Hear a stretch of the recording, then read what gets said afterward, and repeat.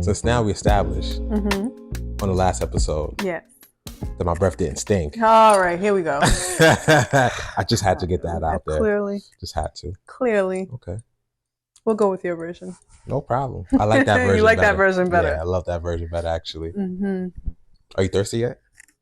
Yeah, I can go for a little something, something. All right. Let's do it. Let's do it. Let's see what a little bubbles do to you. And cheers to... Come on now. That's like how 90% of our children got here.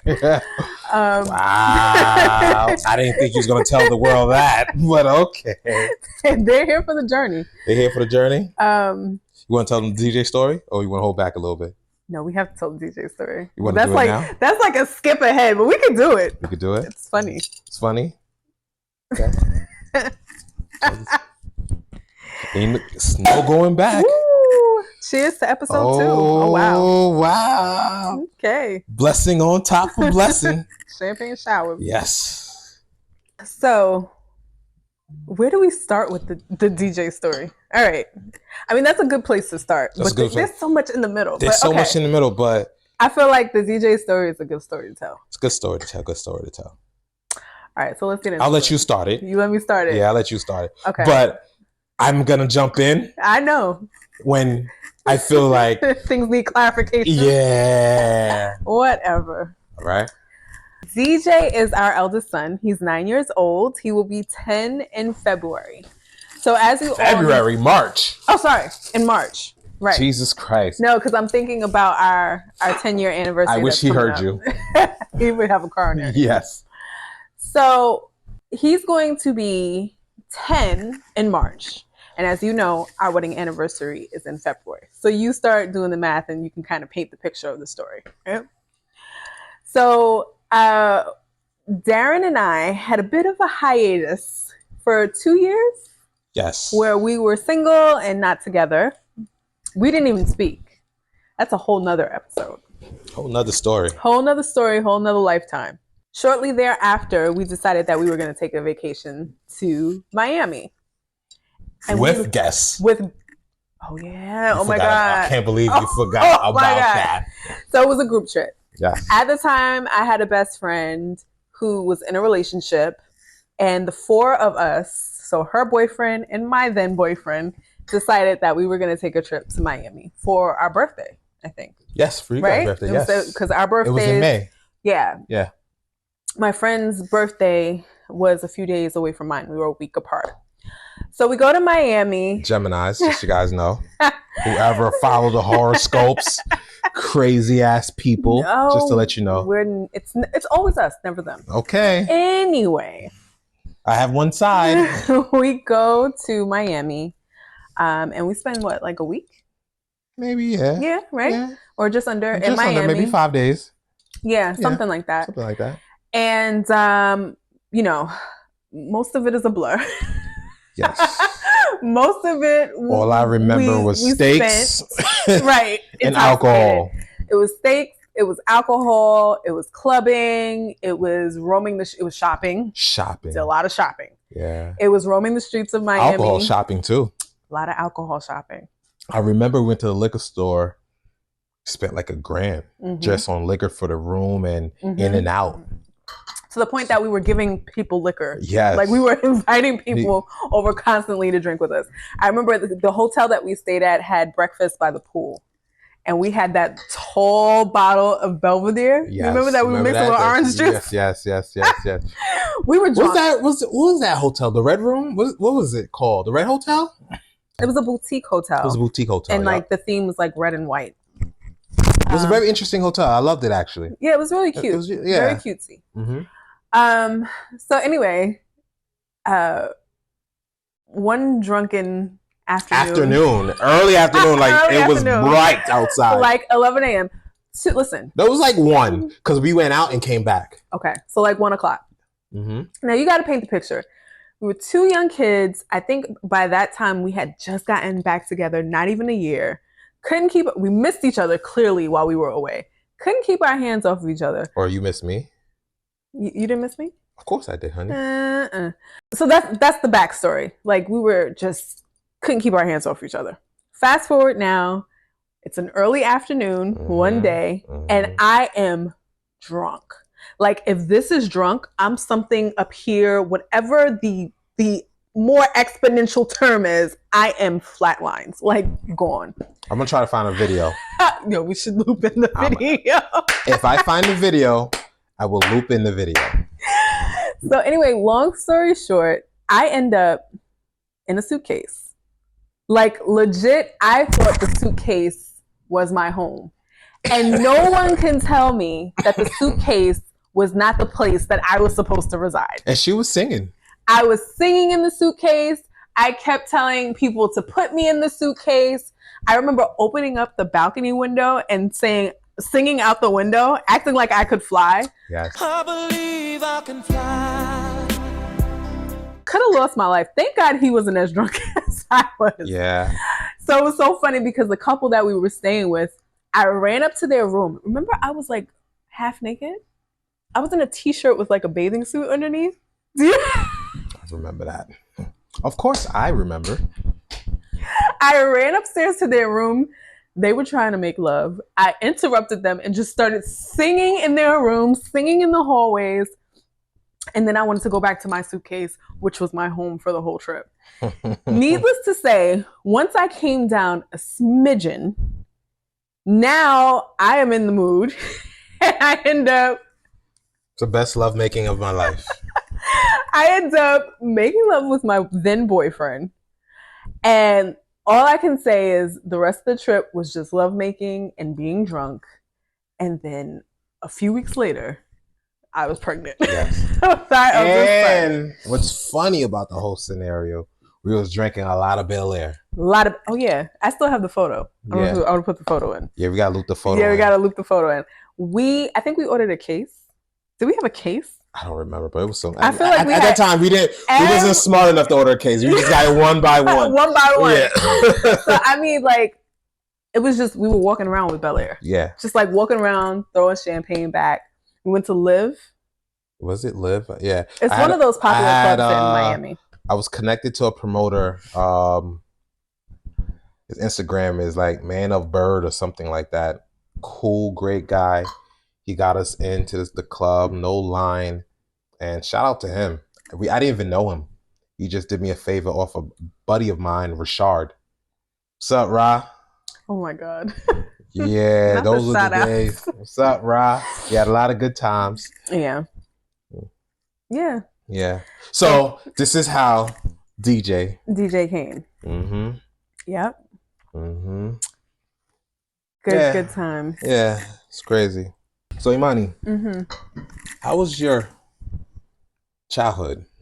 What was it like? My childhood? Yeah. It was great. I mean, just like any other childhood, obviously there are those traumas, which I'm sure we'll get into. Mm-hmm. Yeah, it was great. I was a daddy's girl, very spoiled, but at the same time, also very oddly independent. I started working really young just because I did not want to have to ask for things. So I felt like I want to work so I could be able to provide whatever it is that I wanted for myself. And I didn't have to work, but I just chose to. How old were you first? You had your first job? 15, 16. Wow. At 15, 16, had my job at home. My mom wouldn't let me work. Really? I was dying to, but that's when Jordans was dropping sneakers every week. So we had a maid in the house, and my mother was paying her probably like $300-400 a week. And I wanted Jordans. And my mom just one day said, I can't get you Jordans every week because I'm paying this maid like $300-400 a week. So I was like, this is the hustler in me. Right. I was like, hey, if I do everything that she does, will you pay me that salary? I know I made it sweet. Will you give me $200 till I could buy Jordans every week? So I was like, basically, you could keep 200, but run me 200 every week so that I could buy my Jordans. And she thought about it, and she was like, Darren, you could do this. I said, yeah, I cook already breakfast on Saturdays for everyone because I used to. If you didn't know, I wanted to be a chef. That's new. Yeah, I wanted to be. I didn't know anything about that. Yeah, that's like breaking news. Breaking news. Okay, so which is so funny. When I was younger, I wanted to be a chef. Mm-hmm. So every Saturday I used to cook like crazy breakfast. I did laundry for everyone. Well, then that sounds like your job was a little bit more more taxing than mine. Yeah. My first job was very simple. Like my mom at the time, she was working at a medical office. And getting back to the statement about the hustler in you, they had one of the doctors used to bring back like loads and loads of candy from Israel, and I would never eat it. I would always just divvy it up and sell it. So that was like my hustle on top of the job. Yeah. And the job was just like filing, which I hated because the files were in the basement, and the basement had these large cockroaches. Like those big, because it wasn't a finished basement. Water bug looking cockroaches. Right, it was like a cellar, and all of the employee files were down there, and it was dark, and it was cold, and it was wet, and whatever. Eerie, very eerie. Very eerie place. Yeah. And so my first job was nothing as taxing as that. Oh yeah, no, I did all that. Like I took it serious when I was like 15 because I wanted those sneakers. I wanted to keep up and have every single Jordan and stuff like that. So at basically 14, 15, it was crazy. So I'm clean the house, like all the bathrooms, scrubbing showers, what else? Mopping, sweeping. When I had to do lawn work, did that. Whatever it took for me to get those Jordans, I did it. I did it. So she agreed, blew it out, and every week I would have a pair of Jordans. I had a dad that spoiled me rotten. Definitely put me onto a lot of my first experiences. And I think it's something like what we try to do with our children is like, you don't have to ask anybody in the street for anything because you've already been there and done that with us. I think that's why our kids are so freaking spoiled. They don't have to earn anything. Our kids are spoiled. They ask for trips to Paris. Like they don't ask. That's crazy. Our eldest son walks around in $300-400 sneakers. And now he's to the point where like, he doesn't want Jordans anymore. Gucci. Like he's trying to swindle his way into Gucci's. I'm like, no, you're wild. No, we're not going that far. And it's like every time we go out to run quick errands, our kids get something. They're spoiled rotten. Yeah. But I'd rather that way. I think we'd rather it that way than kids. I don't rather it that way. I want them to really learn how to earn. But then also they have experienced so much with us. Like we travel. Yeah. You know what I mean? When they was babies. They've had passports since they were like fresh out. 6 months, 3 months. Yeah. So, it's never a situation where I feel like anybody can hold up something in front of our children's face to make them do something like that they shouldn't do. Yeah. You know what I mean? Because they've already been exposed to it. But yes, I think we definitely should work on them earning things more than just being given things. Yeah. But yeah, I was spoiled rotten. My dad, always took me to fancy restaurants. He always took me on shopping sprees, or didn't even always sometimes take me, just brought me home loads. I would see him coming home with the bags, and I just knew it was going to be a good time for me and my mom. Before he stopped celebrating Valentine's Day, because you know this, but they don't know this, my dad was Muslim. And I say was because he did pass away. So there was a point where he got deeper into his spiritual journey and decided to stop celebrating Valentine's Day. But before that, literally Valentine's Day, it would be like the life-size boxes of chocolate, balloons, the teddy bears, all roses. That's crazy. You know what I mean? Oh, roses was a staple. Getting flowers was like a weekly or every 2-week thing. Like he would come home with large bouquets of flowers.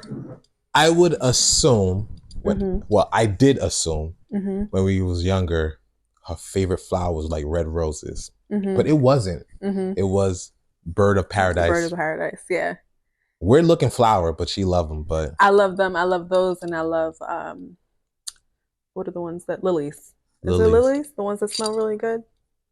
I think all flowers smell really good. So no, but there's one that has a high fragrance. It's lilies. Okay. Wow. Yeah, those coincidence. Those are my right. Right. Those are my favorite flowers. Okay.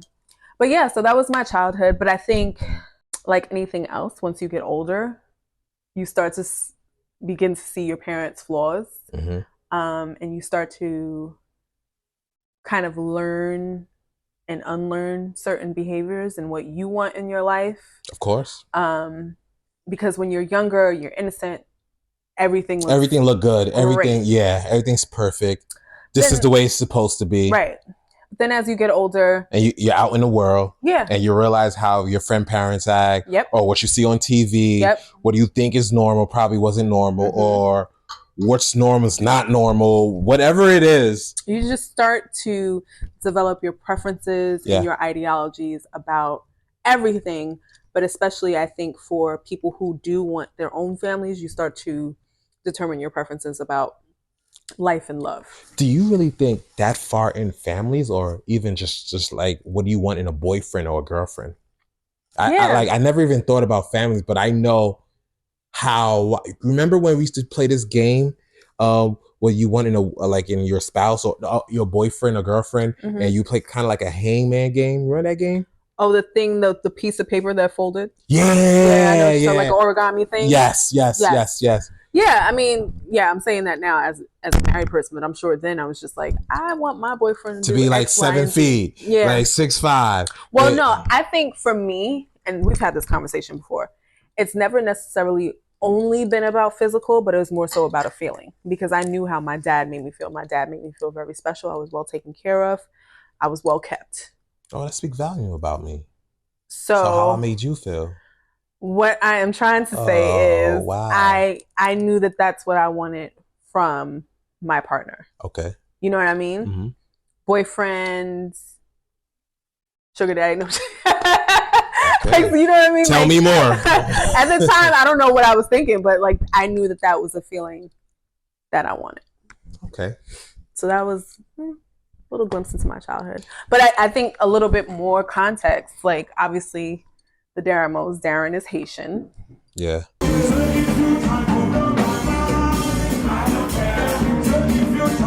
I am not. Our culture is very different. Our cultures are very different. I am African American. From the South. From the South.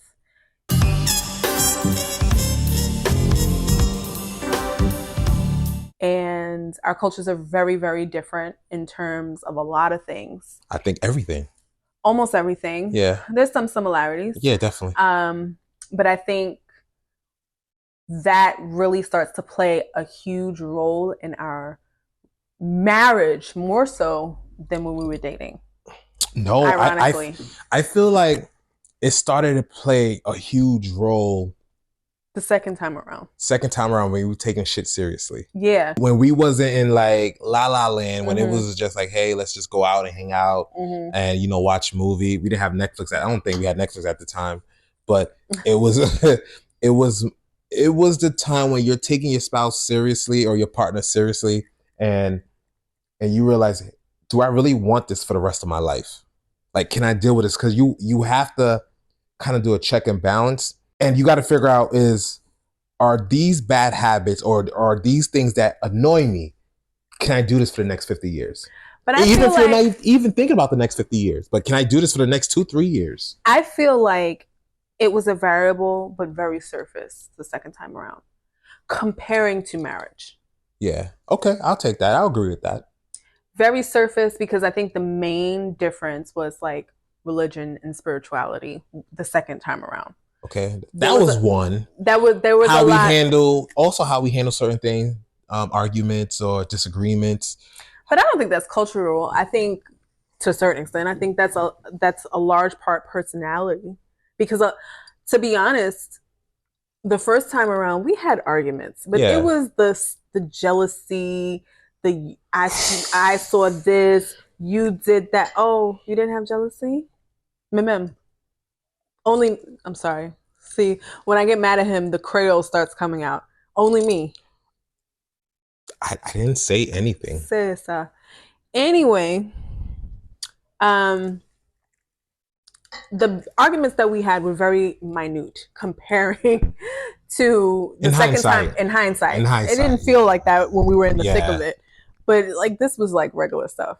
Comparing to the second time around, after finding out I was pregnant with DJ, and then obviously first, second year of marriage. So let me ask you a question. Mm-hmm. What was your biggest issue with me the second time around before marriage and DJ? What do you feel like was your biggest pet peeve or biggest issue you didn't think would work out in our relationship? The second time around, I really didn't have an issue that I felt would warrant separation. Okay. It wasn't until that me being like fully blown pregnant with DJ. Okay. And when we were starting to talk about marriage and moving in together and the logistics of what this meant for us and all of the hiccups that came with that I was like, oh, I don't know if this is going to work. Okay. But the second time around, I didn't have a problem, like, you know, respecting your culture, being there for things that, you know, were important for you. Mm-hmm. I didn't have a problem with that at all. I feel like that's something that comes as a part of being with someone that's from a different culture. It was new to me because I'm going to be honest with you, growing up in Bayside, where it was seemingly multicultural, but we all did the same things, you don't really know the nuances of people's lives like after 5 o'clock. You know what I mean? We weren't really exposed to that. So for example, like I had Jewish friends and I've been to some bar mitzvahs, right? Mm-hmm. But during the day, like we're all doing the same thing, you know, banging the clips beat on the cafeteria table. Yo. I go by the name. I'm for real. You know what I mean? So in my mind, remember those times? Remember those days? I didn't really understand the significance of cultural differences. You know what I mean? That's a fact. I think people really underestimate that, especially when coming together as man and woman, boyfriend, girlfriend, husband and wife.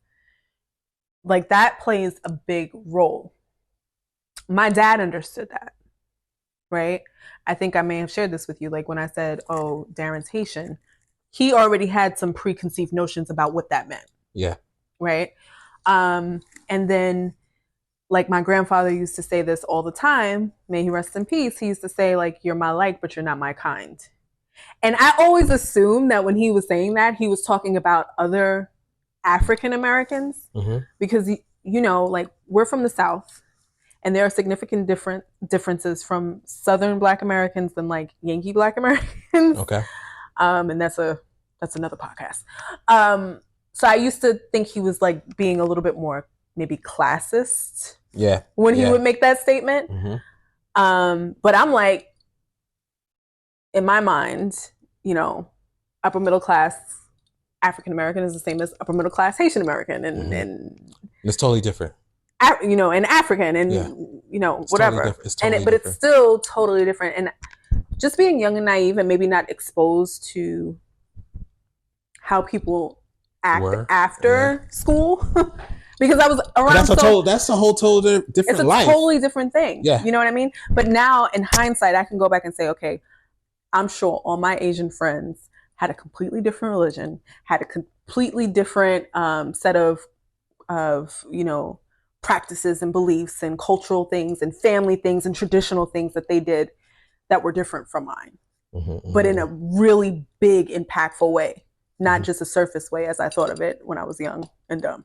So, and I loved you very much, even though you was young and dumb.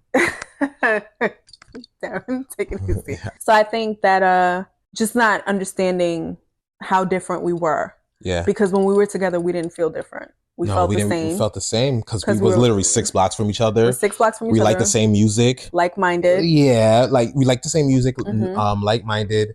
Both hustlers. Yeah. Both fans of the good life. Yes. Wanted the best. 1,000%. Yeah. Like, it's like, no, I'll take the caviar over the sushi. You know what I mean? Yeah. Like, that was, so it didn't feel different. But then another big impactful thing that people I think don't think about is like when you're marrying somebody, you're not only marrying them, you're marrying their family. Yeah. And that's when it could be a good thing or a bad thing. Or it could be both. Yeah. You know, it depends on the day. Yeah. But that's when you're really exposed to traditions, cultural values, moral values, and the things that could really make or break the union that you have. Because when you're dating someone, you're kind of in a bubble. Yeah, you're definitely in. I right? definitely feel you're in a bubble because, you know, when I can say this, when the times are good, we're hanging out, They're great. chilling, they're great. Yep. But when times are bad, we can run away from each other. Yep. You can go to your mom's house. Yep. Go to my mom's house. Yep. And we have a cool down period. If it's 3 days, if it's 3 weeks, we get to have that. Mm-hmm. But when you are together Mm-hmm. and you're living in the same house or apartment or whatever the case may be, there's no running away. Right. If I'm mad at you, I have to be right here. Right. And trying to figure out to make it better, or you're here and I'm over there. And further to the point, if you have families that are very present, now enters opinions. Yeah. And opinions can be deceiving. Yeah, but they can be helpful. Yeah, but or detrimental. Yeah, 100%, because you got to remember, you're young Mm-hmm. and you're feeling. Yep. Probably a lot of ego and pride. Mm-hmm. And he'd be like, I can't believe this person did this. I can't believe he did this. She did this. And you're making more emotional decision than more sound decisions. Mm-hmm.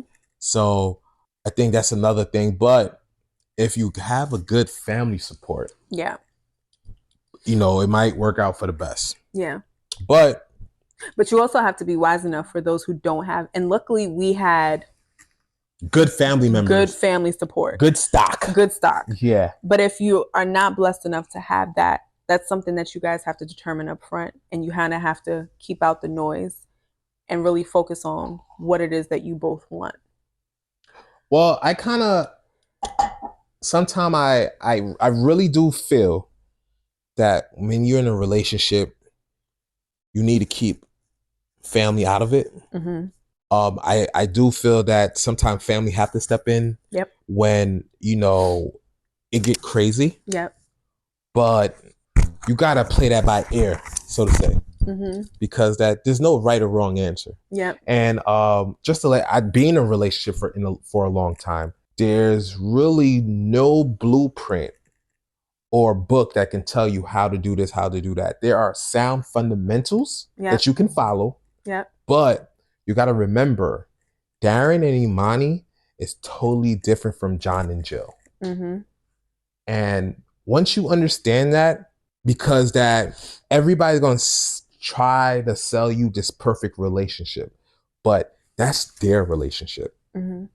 And just to go back, like, I came from a very traditional Haitian household. Mm-hmm. Very traditional, only rice and griot and, you know, fried chicken, legume, that type of real Haitian household, barely speaking English in the house, you know.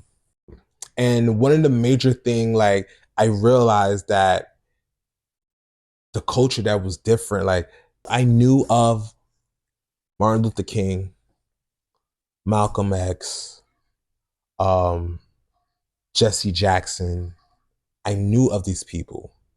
We studied them in school. We got little bits and pieces. But Marcus Garvey, what your father taught me, how important they were for the Black culture, for how significant they were for us, what they paved by, how Marcus Garvey was such an entrepreneur. You know, I mean, good, wrong, good, bad, or indifferent.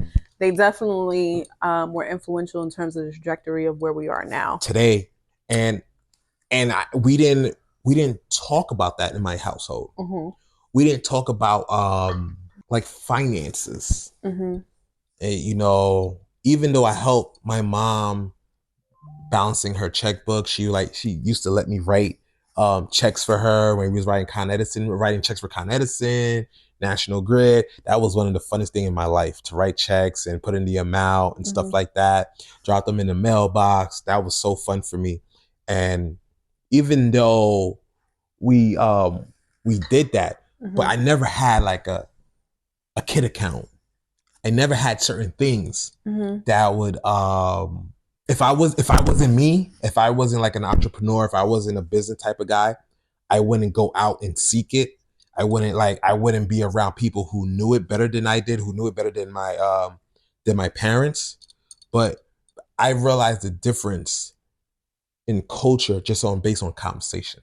With my dad. With your dad. Yeah, because that it was really like embedded in his brain that I got to do this, I got to do that, so my family would be better. Like Imani would be better, my wife would be better because of where I came from. Like we didn't talk about slavery because my mom came from another country.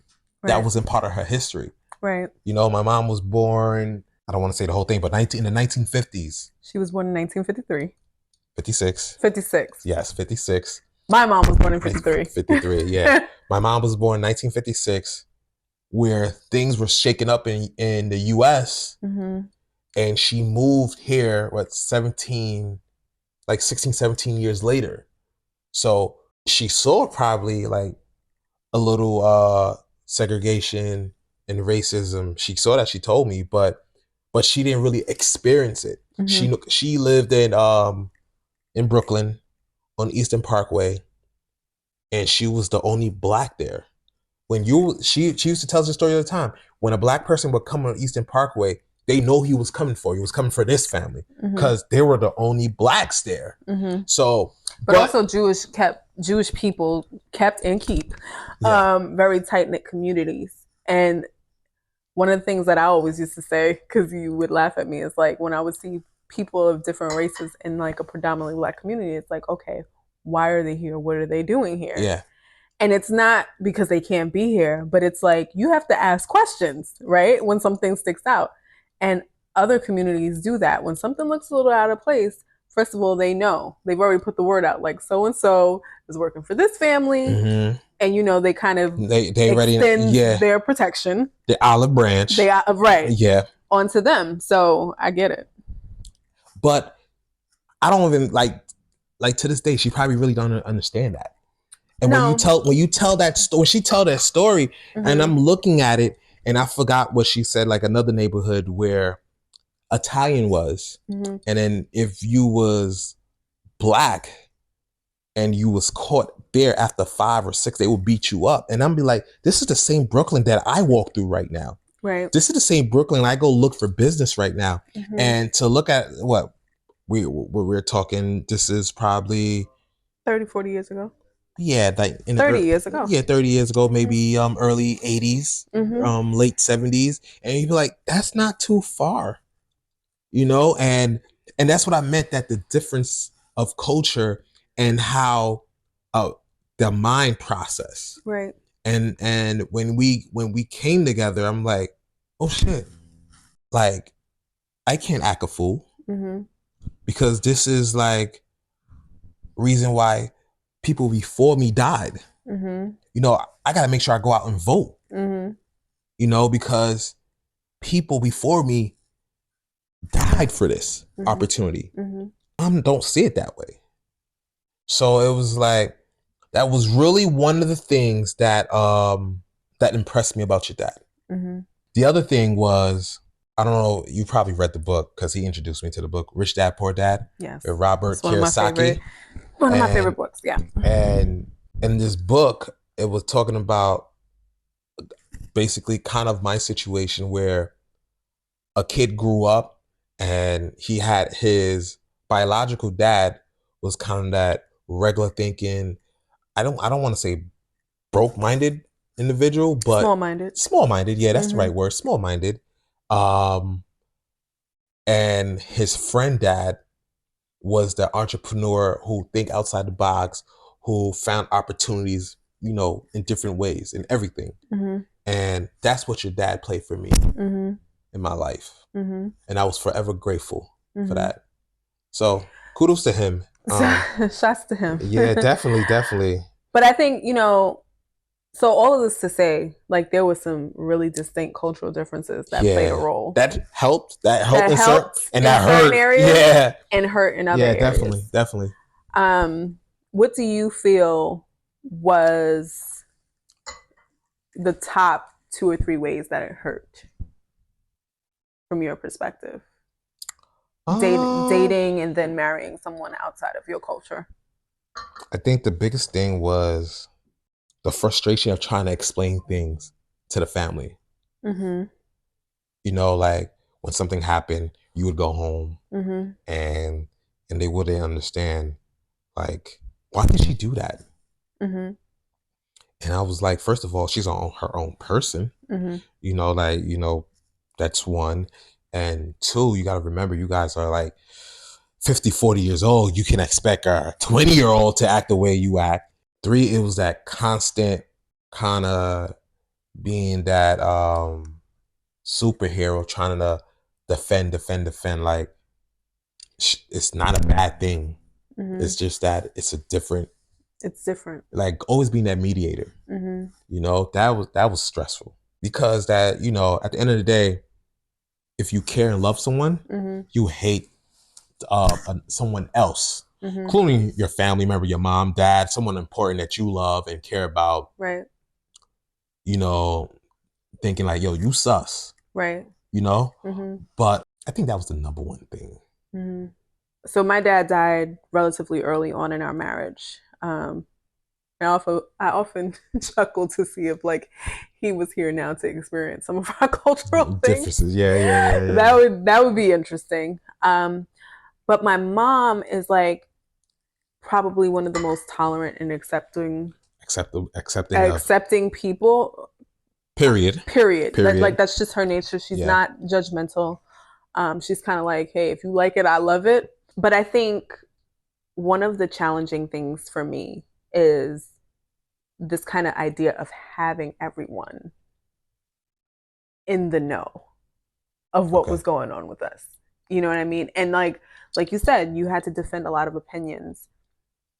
And in my household, it was like, if you had an opinion, especially if it wasn't a positive one, you kept it to yourself. Mm-hmm. You know what I mean? Because you did not want to be that variable that changed someone's... Sorry to cut you off, but that was just the American way. If you have nothing positive to say, you don't say it. You don't say it. Yeah. That was a big shock for me too. Like, and anybody who's watching this who is Haitian or has close ties to Haitians, you know exactly what I'm about to say is true.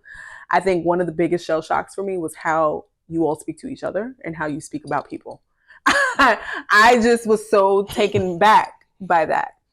Because again, like my culture is like, if you don't have anything nice to say, you typically don't say it. Yeah. Or, which is something that Haitians really don't subscribe to, is you find a better way to say what it is that having you have a filter. To say. Right. Having a filter, being compassionate, tailoring your message, right? Mm-hmm. So like, I don't know, like somebody could say, so-and-so is fat. And I'm like, how can you say that? How can you say that? You don't tell somebody they're fat. Yeah. You know, like my I'll keep eating dinner. Like nothing was said. You didn't think about it. Yeah. You just so-and-so is fat. Your stomach is fat, sticking out. It shouldn't be like that. You're 15. You should no reason why your stomach is just big. You didn't push out 2 kids. Like why? My God. I think, and then we're just all giggling, laughing, and you're like, whoa. And I'm like, wait a minute. Like, in my house, if somebody spoke like that, we'd be fighting. Like, that's fighting words. When you live for my son, so I've been chatting like, what you do for a job? You have a job? Nurse? Are you a nurse? I'm a makeup artist. So that was a big thing for me. And I mean, luckily I have relatively thick skin. But that was a big, you know what else was different from not per se you, but American culture was everything is mine. Mm-hmm. And being Haitian, it was like, you know, if one person have this, you know, it's all have it. We all have it. Yeah, it's for the community. Yeah. You know, and for example, if I had a car, you know, my sister would borrow it.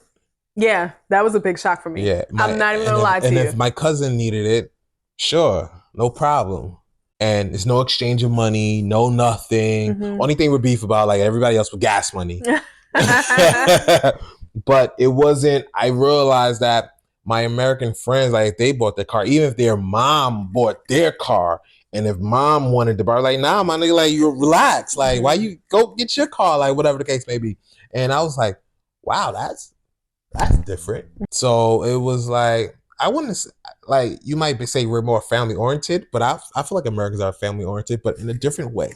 Definitely in a different way. That was one thing that shocked me too. Yeah. Like, because at the time, your immediate family, everybody had a car. Yeah. And, you know, so my mother-in-law's house has a long driveway.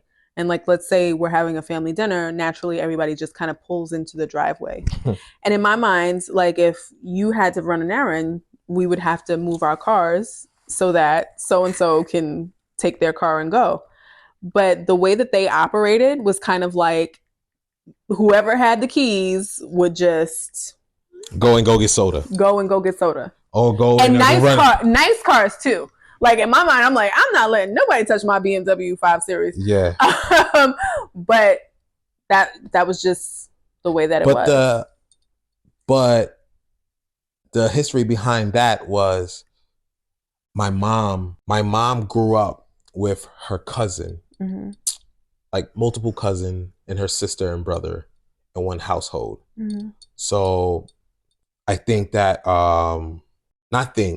let's say my uncle was working at a bakery. He would bring like goods back home, like bread or whatever the case may be. So let's say that somebody didn't have money, he would bring back bread. They will all eat. Right. And let's say my aunt was working at a factory in Haiti where they would make like dresses for female, shoes and stuff like that. She would bring that home. So like everybody would have like shoes, like straight, for example, because of my aunt. We will always have fresh bread because of my uncle. Well, there's definitely a certain sense of community that I think Haitian Americans or Haitians or Caribbean Americans, for that matter, I think more Caribbean. I think it's a Caribbean thing.